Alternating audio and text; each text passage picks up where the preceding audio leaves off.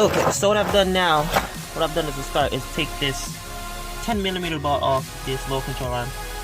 So far, I tried to take that one off, but as you can see, it's stripped and it broke. But it doesn't matter anyway because I have another, that's the set I'm putting on, the new low control arms in there. So I don't really give a fuck about that. Plus, it'll actually walk in the trunk. So that will go there. The penetrating oil, got these bolts gonna end up like this. And right now I'm at my 14.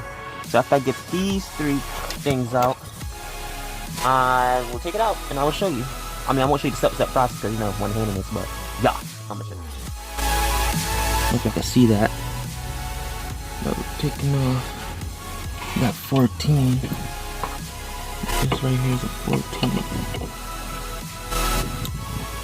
So there you go, take it off. Now we're getting off this last 14 down here.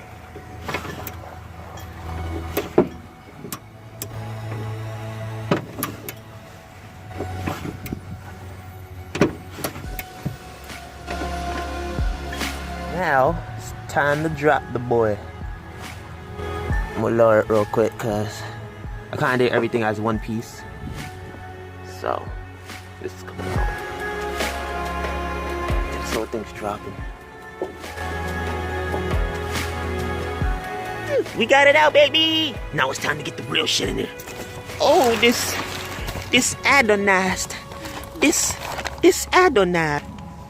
So now I just put that in there, just stuck the bolt in there. Now I'm gonna line this bottom part up with it, but I'm gonna jack this up. Gotta jack the bottom of this to let it align with this part, and this will fall into place, and then you can put that hole in there, and you can connect that back together.